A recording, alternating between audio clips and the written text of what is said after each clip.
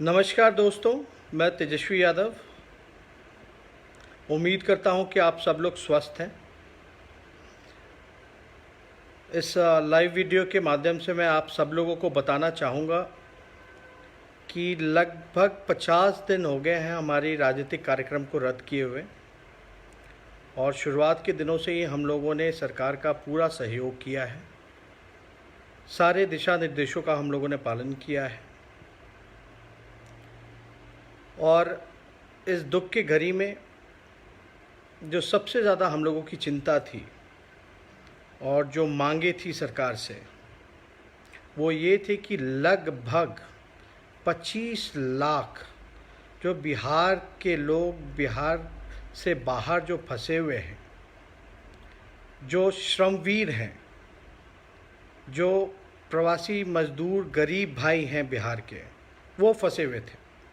उनकी मांग थी कि वो बिहार वापस आ सकें, अपने परिवार के साथ रह सकें, क्योंकि खाने का ठिकाना नहीं है, काम नहीं है, लॉकडाउन है। और लगातार 35 दिनों से हम लोगों ने सरकार से गुहार किया, हमने हाथ जोड़ करके विनती भी की बिहार सरकार से कि अगर दूसरे राज्य यूपी, महाराष्ट्र या और राज्य के लोग अपने प्रदेशवासियों को वापस अपने राज्य ला सकते हैं तो बिहार सरकार क्यों नहीं ला सकती। लगातार 35 दिनों से, और ऐसा लग नहीं रहा था कि सरकार जो है इच्छुक है उन सभी, चाहे छात्र हों जो कोटा में फंसे हुए हों या हमारे प्रवासी जो मज़दूर हैं, उनको वापस ला सकें। ऐसा लग नहीं रहा था कि वो लाना चाहती हैं।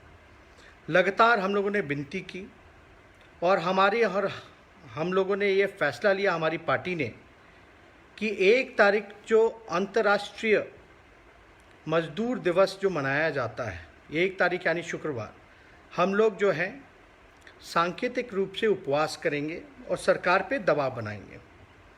आज ही इसकी सूचना हम लोगों ने पब्लिक डोमेन में भी देने का काम किया, और मुझे खुशी है कि हमारे दबाव के कारण, लगातार हम सब लोगों के संघर्ष के कारण सरकार को जो है बात और हमारी मांग को मानना पड़ा।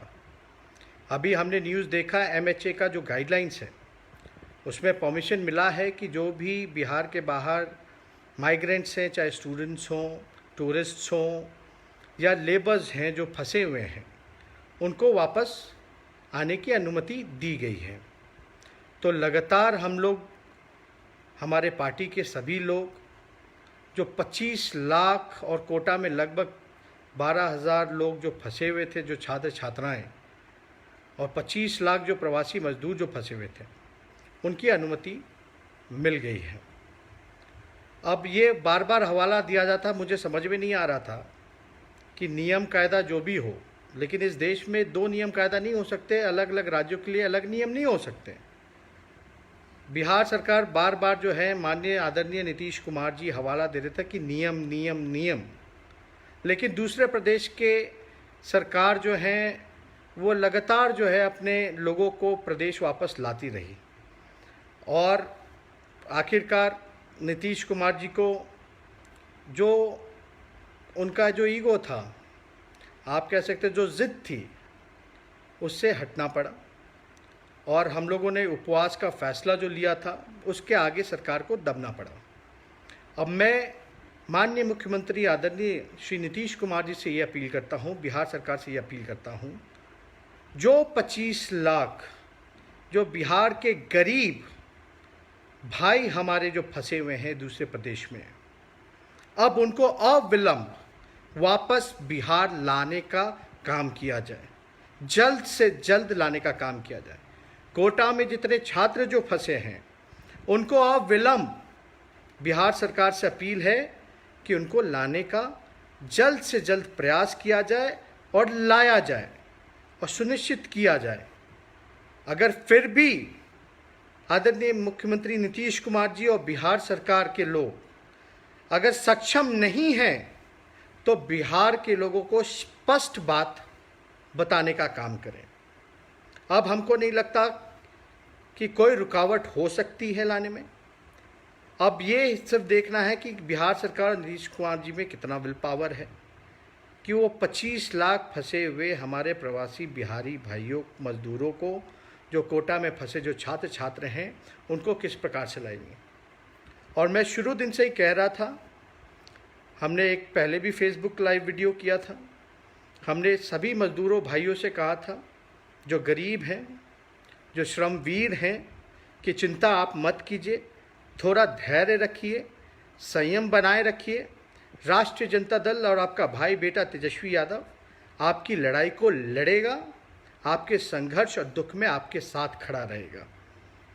और मुझे खुशी है कि अभी MHA का जो गाइडलाइंस जो मिला है उसमें अनुमति दी गई है। तो आप लोग निश्चिंत रहें। लगातार हम और हमारी पार्टी, हमारे विधायक, हमारे MP, हमारे जितने भी दूसरे प्रदेश के पदाधिकारी हैं, नेता हैं, कार्यकर्ता हैं, वो लगातार मजदूर भाइयों के पास राशन जो कमी थी, जो भूखे थे, उन तक जो राशन पहुंचाने का काम किया, उन सभी लोगों को धन्यवाद देते हैं। और ये काम जारी रहेगा जब तक बिहार के लोग, हमारे भाई बंधु वापस नहीं आ जाते। और ये मैं बार बार कह रहा हूँ कि हम राजनीति नहीं कर रहे, लेकिन एक सवाल बार बार खड़ा होता था कि दूसरे प्रदेश के लोग जो हैं, लॉकडाउन में भी दूसरी सरकार जो है अपने लोगों को लेकर के गई, तो बिहार सरकार की आखिर ऐसी कौन सी मजबूरी है कि वो नहीं ला पाए। इसलिए ये राष्ट्रीय जनता दल और सभी लोगों ने जो उसमें सहयोग किया, सरकार पे दबाव डाला, इसके लिए हम सभी लोगों को धन्यवाद देते हैं। और हमारी कोशिश रहेगी, अभी भी सारी चीज़ों को हम माइन्यूटली देखेंगे, बारीकी से देखेंगे कि किस प्रकार से जो है बिहार के मज़दूरों की स्थिति है, सरकार क्या कर रही है, और जो भी कमियां होंगी, जो भी हमारा सुझाव होगा, आप लोगों से हम लोग साझा ज़रूर करेंगे। लेकिन सिर्फ प्रवासी मज़दूरों की ही बात नहीं है। बिहार में आपने देखा होगा राशन वितरण में भी बड़े पैमाने पे धांधली हुई है, कोई पारदर्शिता नहीं रखी गई है, ट्रांसपेरेंसी नहीं है। रामविलास पासवान जी कुछ कहते हैं और बिहार सरकार जो है कुछ और डाटा देती है, डोर टू डोर स्क्रीनिंग की बात कर रही है। लेकिन हम सब लोगों को ये पता है कि बिहार की स्थिति वाकई में कोरोना के समय क्या है। ये केवल डेटा जो दिया जा रहा है बिहार सरकार द्वारा, ये केवल आई वॉश कराने के लिए है, आई वॉश कराया जा रहा है। और बहुत दुख होता है, हमने कई एक आध वीडियोस देखे जहां काफ़ी मजदूर जो प्रवासी जो लोग हैं वो गुस्से में हैं। लेकिन समय ठीक है, गाइडलाइंस का जो अभी अनुमति मिली है, अब बस ये देखना है कि बिहार सरकार 25 लाख मज़दूरों को लाने में सक्षम है कि नहीं है। मैं अभी भी सरकार से फिर दोहरा रहा हूँ, अगर सक्षम नहीं है तो साफ साफ जो है आप बताएं, कब तक लाइएगा, क्या व्यवस्था कीजिएगा, किस प्रकार से जो है हेल्थ इंफ्रास्ट्रक्चर बिहार में जो पूरी तरीके से मर्माहत स्थिति में आ गई है, जिस हिसाब से वसूली, रंगदारी लॉकडाउन के नाम पे हो रहा है, बहुत ही दुखद है। लोग पहले से ही पीड़ा में हैं और भी जुल्म हो रहा है सरकार में। सरकार में जितने लोग जो अधिकारी पदाधिकारी जो बेईमान हैं, उनको ये सरकार के लोग प्रमोशन देने का काम कर रहे हैं। ये सारी घटनाएं हमने देखी है। आप लोगों ने जो जवाबदेही दी है, जो जिम्मेदारी मुझे दी है नेता विरोधी दल और विपक्ष के नेता होने के नाते, प्रतिपक्ष का नेता होने के नाते, ये हमारा काम है कि सरकार की कमियों को गिनाना। और विपक्ष जो है सरकार का ही अंग होता है, लेकिन जनता की बात रखना, जनता के लिए लड़ना, खास तौर पे जिस प्रकार से गरीबों को छोड़ दिया गया था। आप देखेंगे कि बीजेपी के जो विधायक हैं वो अपने बेटे को या अपने परिवार के लोगों को कोटा से ला सकते थे, लेकिन और जो है जिसके पास नहीं है, जो गरीब है, जो लाचार है, उसको बिहार सरकार ने छोड़ दिया। कोई कार्रवाई नहीं। कार्रवाई के नाम पे सिर्फ ढकोसला किया जा रहा है। इसलिए आप सब लोगों को मैं धन्यवाद देता हूँ। ये हमारी लड़ाई जो है यह चलती रहेगी जब तक बिहार के लोग वापस बिहार ना आ जाए, गरीब मजदूर वापस ना आ जाए, छात्र छात्राएं वापस ना आ जाए। तो ज़्यादा कुछ ना कहते हुए आप सब लोगों का धन्यवाद करते हैं जितने भी दर्शक हैं, और उम्मीद करते हैं कि आप सब लोग स्वस्थ हैं और घर पे रहें, और जो लोग घर से दूर हैं जिनको लाने की कवायद चल रही है, मैं ईश्वर से प्रार्थना करूंगा, भगवान से प्रार्थना करूंगा कि स्वस्थ वापस बिहार वो लौटें, अपने परिवार के बीच रहें। यही हम लोगों की कामना है। और ज़्यादा कुछ ना कहते हुए मैं आप लोगों के साथ फिर जुड़ूंगा, और आप सब लोगों का धन्यवाद। और आप लोग भी हमारा इस मुहिम में जो है समर्थन कीजिए, सहयोग कीजिए, ताकि लगातार जो है सरकार पर दबाव रहे। जो सरकार काम नहीं कर पा रही उसको हम लोग काम कराने का काम करें। और आपने देखा होगा जो ज़िद थी आदरणीय नीतीश कुमार जी की, उनको ज़िद छोड़ना पड़ा। ये हम लोगों के एकता की वजह से है। और सब लोग जो हैं इस चीज़ को लेकर के चिंतित थे, परेशान थे कि घर वापस नहीं आ पा रहे हैं, उनको वापस लाना चाहिए। इसलिए आप सब लोगों को धन्यवाद देते हैं।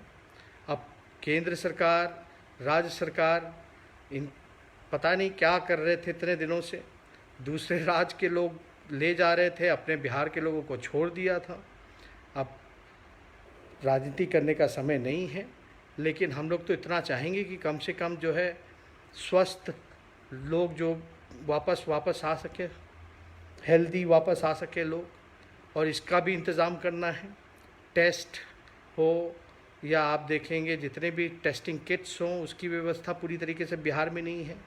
लगातार हम लोग इस चीज़ों को उठा रहे हैं और उम्मीद करते हैं, सरकार को भी हम धन्यवाद देते हैं क्योंकि उन्होंने अनुमति दी आखिरकार, लेकिन देर हुआ, चलो कोई बात नहीं। लेकिन अब कम से कम केंद्र सरकार और राज्य सरकार मिल कर के उन बिहार के लोगों को, छात्र छात्राओं को, मज़दूरों को वापस घर लाने का काम करें। बहुत बहुत धन्यवाद।